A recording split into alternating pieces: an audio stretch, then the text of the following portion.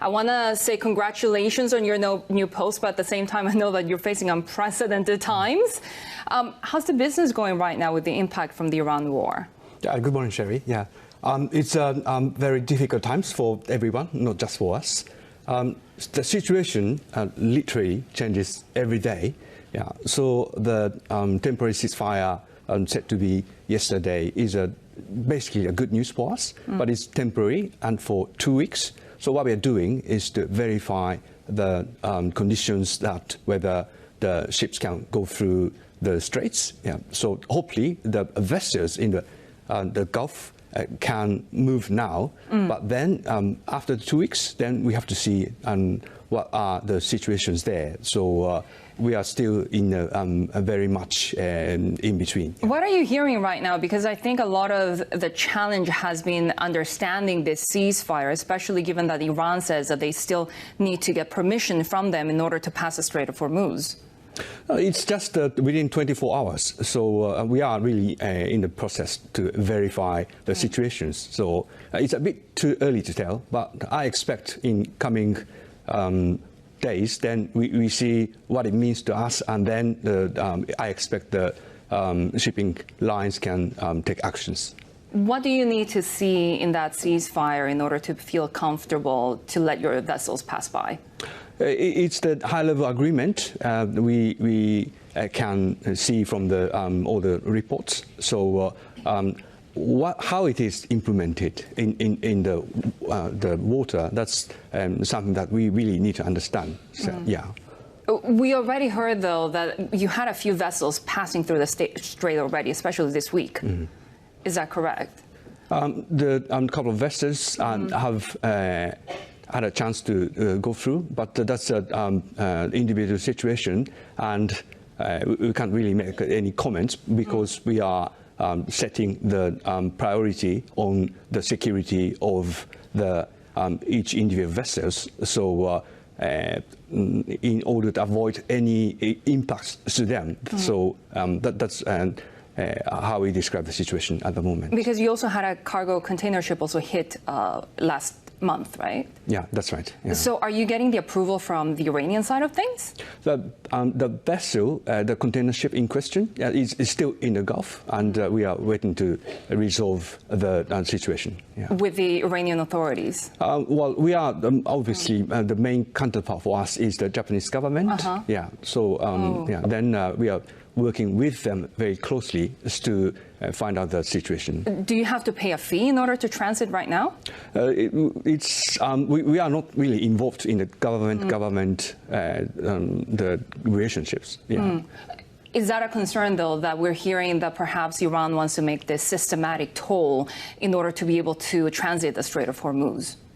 We see all these informations back and forth, but it is not really for us to make any comments on this. So we are waiting for the situations really at the moment. We heard that the Prime Minister Takaichi has actually spoken to the Iranian president. What else do you need to see from the Japanese government? So we are actually waiting for the feedback from the government side. So I believe it's under development at the moment. How many vessels do you have around the area? We are not disclosing the number of vessels because of the security as a top priority. But we understand that government we understand that government recognizes that 42 vessels in the Gulf as the Japan-related vessels, and we are some of them is actually ours. Given that we don't know how the ceasefire will unfold, how do you mitigate the situation? Are you finding alternative routes, and what does that mean for your bottom line in terms of costs? Well, the vessels at the moment, let's say the vessels within the Gulf at the moment, it's a top priority. So hopefully the developing situation allows us to move them after this 5-6 weeks of waiting time. But then we really have to see the situation. How that develops after these 2 weeks, then that's a very big thing for us as a next step.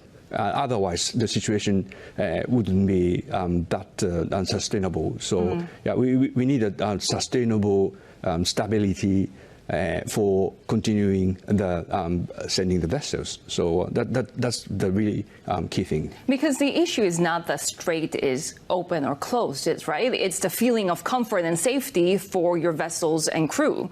At what point and what variables do you need to see in order to decide this is okay? Well, that's a difficult question. Yeah, I mean, as I say, then at least there's a kind of agreement for short term now. But the key for us is how it's implemented in the water. So we really have to see that. Yeah. The costs associated with insurance, with fuel surcharges, what are you seeing on that side, and how will that affect your business, especially given that you just announced your 5-year plan last week, right? Yeah. There's a very short term and long term, in my view. Yeah. The very short term is the things like we have to save the situations for the vessels and currently in the Gulf. Yeah, so hopefully that will have a positive impact from the announced ceasefire. Short term, obviously, the world is being impacted by the lack of the oil transport and some other materials. So I think it's to quite an extent inevitable that the shipping market has to be bearing the reactions of the shortage, possible shortage of the bunker. Then it works as a restrictive for the supplies to the market. Yeah, so we already see some of the segments are in terms of the freights is upwards. Yeah, so that's probably the short term. But for long term, what can be seen is that if this is really prolonged, then the impacts to the manufacturing industries and so on. So quite possibly the volume of the cargo can go up and down, and then it's probably down first. But afterwards, then all the industry will have to look at the supply chain resilience, and so it's quite possibly that means more stock and the more purchase to refill what has gone down. So I would anticipate for mid-long term, it's probably quite up and down. Just quickly, given that, of course, we have the tariff situation in the background as well, and activist investor Elliott coming out saying that you need to be more aggressive on your shareholder return plans, how difficult and challenging is the situation at the moment right now to be able to do that?